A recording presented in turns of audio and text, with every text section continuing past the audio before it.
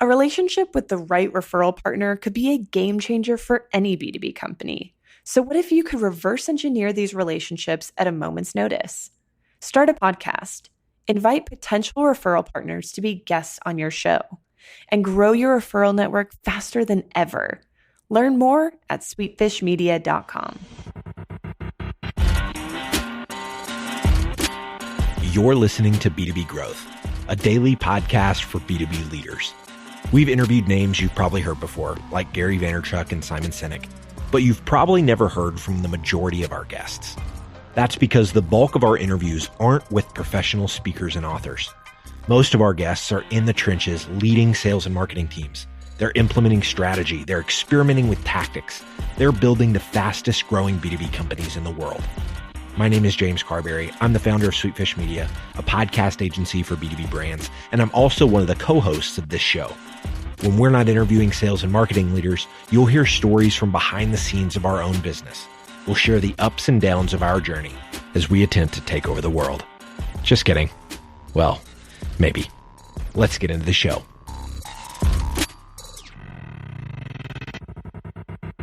Welcome back to the B2B Growth Show. I'm your host for today's episode, Logan Lyles, Director of Partnerships here at Sweetfish Media. I'm joined today by Elain Szu. She is the VP of Marketing at Narvar. Elain, how are you doing today? I'm great. How are you? I am doing fantastic. Excited to have you on the show today.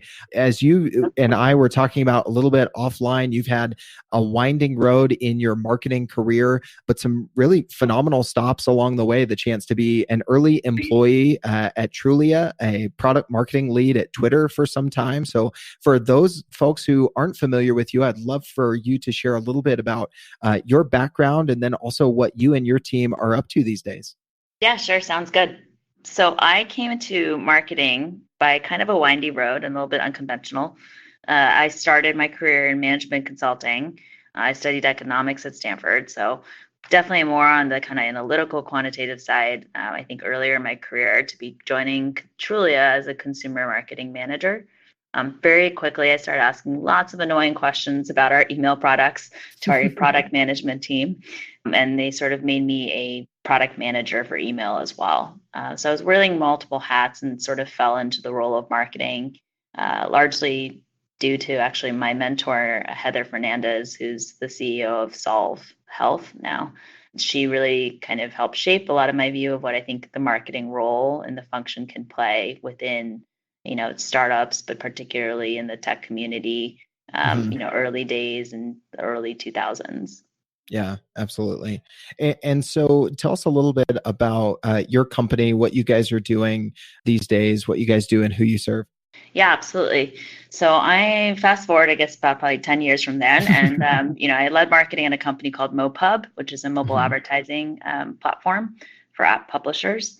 It was acquired by Twitter. And then shortly after that, I left for about a year to hang out at Excel Partners as an executive in residence, consulting startups on marketing challenges and as a whole, but also specifically on product marketing. Joined Narvar about 3 months ago. So Narvar means when and where in Swedish.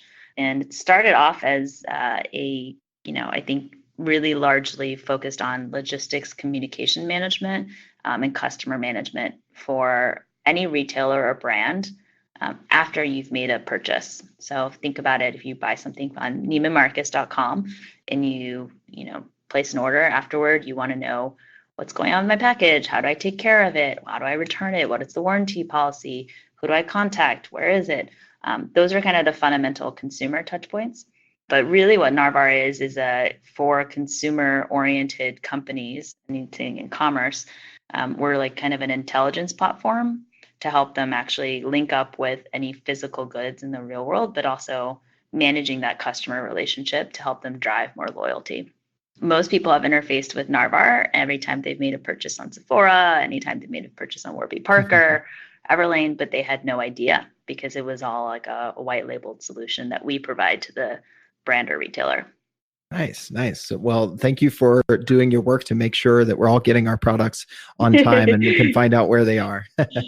One of the things I know that has been consistent for you, Elaine, and you're pretty passionate about is the definition of product marketing and how that's defined. You've got a framework that I think you'd like to share with listeners, but also I think the way you put it as we were chatting offline framed it well, kind of the state of product marketing and kind of how that compares to product management, 10, 15 years ago, right?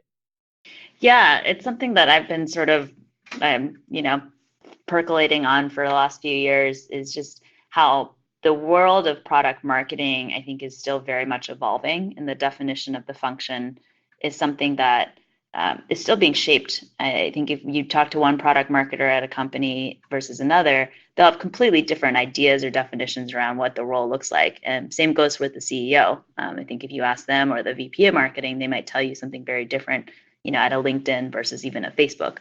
So for me, when I think about it, oftentimes I go back to my early days, in tech, and I think about how product management was very much in sort of a similar situation 10, 15 years ago, where they evolved to be sort of this connective tissue between engineering and the business side of a company. So if you look at Google, for example, their product managers tend to have high technical prowess and high project management capabilities, and they kind of come from that world of engineering oftentimes. I think product marketing has seen some similar evolution to that, but is, in early days of product management where the definition was very confusing, frankly.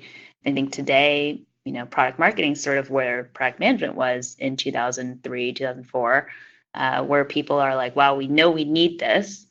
We know it's a critical, potentially super impactful function, but we don't really know why or who to put in that role.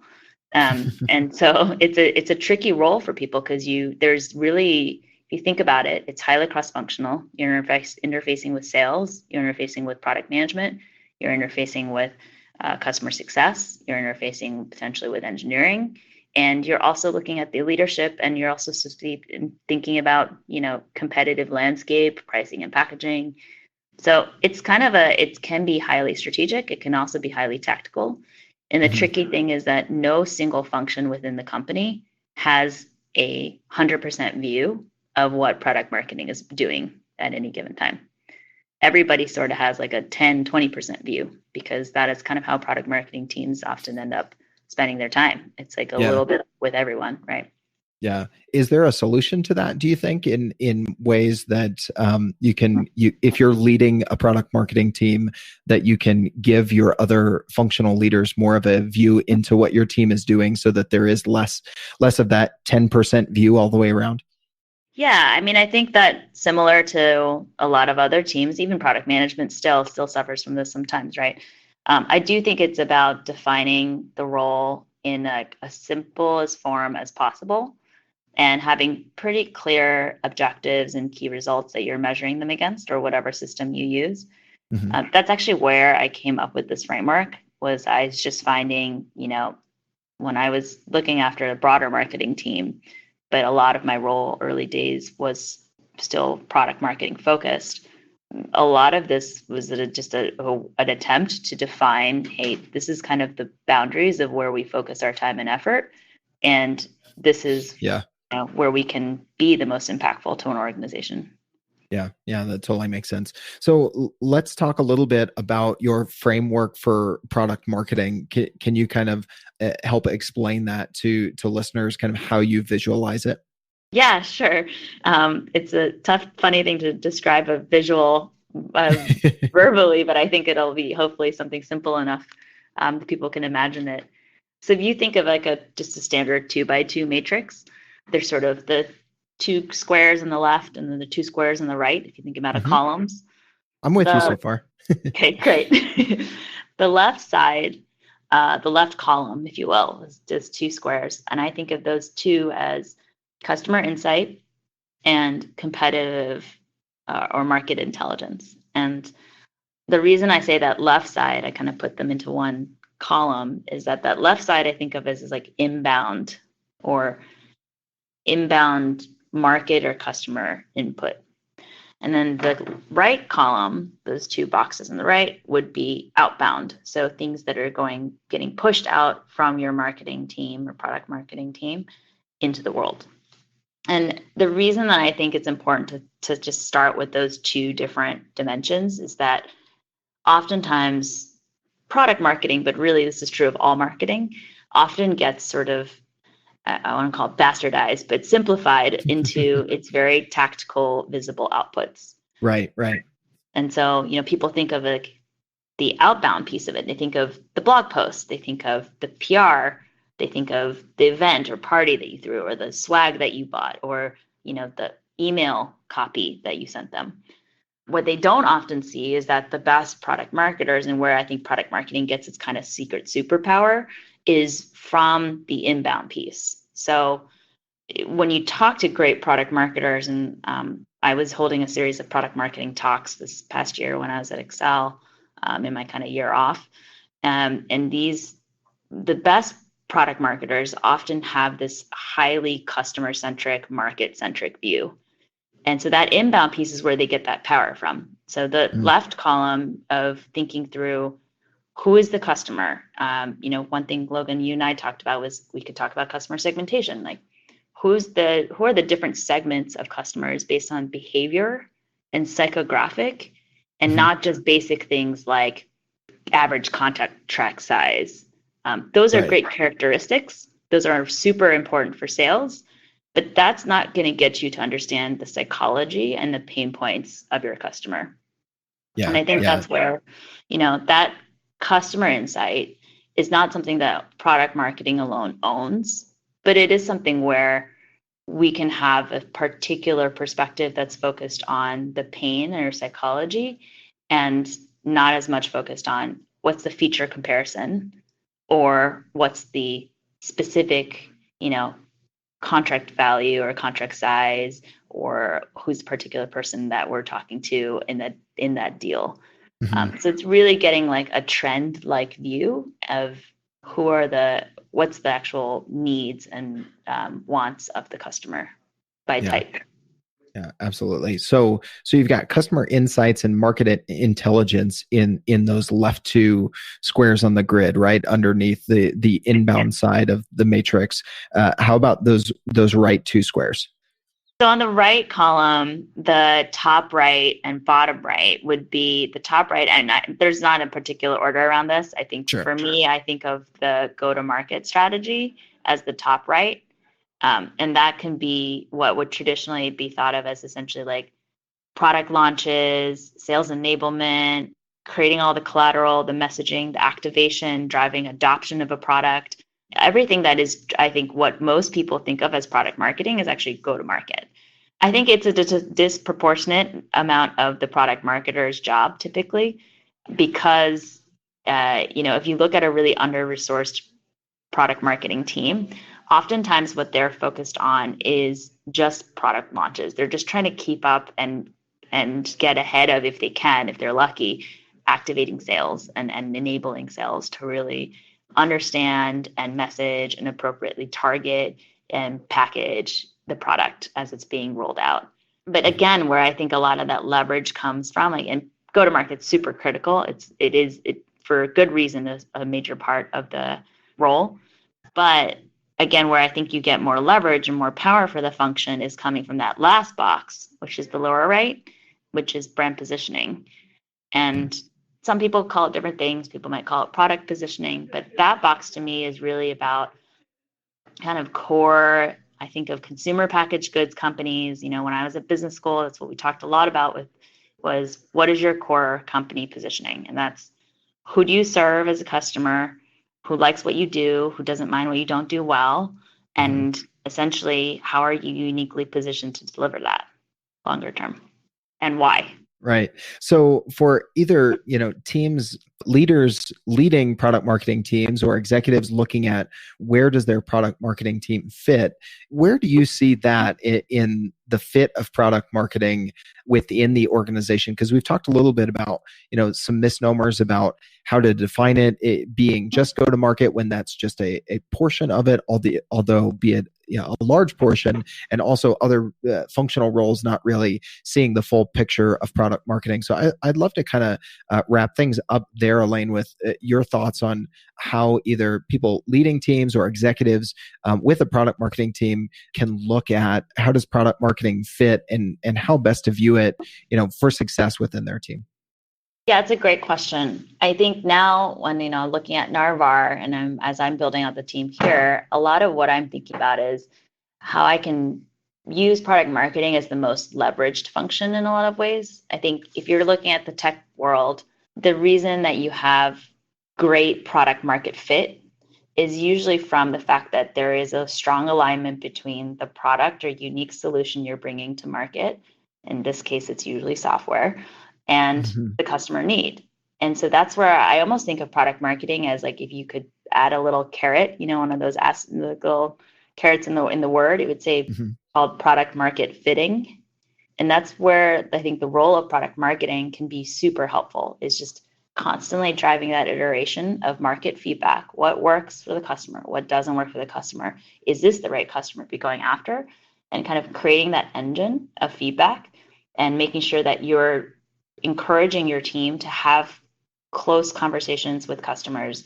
They're put in situations where they're able to, whether that's through client advisory boards or through customer feedback, quantitative feedback surveys, all of that, and sitting really closely with customer success and with sales and driving a lot of that, I think, insight and making sure that they own that and actually produce content and output for the rest of the marketing team and also for the rest of the company, so that you can show through your actual work that you understand the customer landscape and where the market is headed.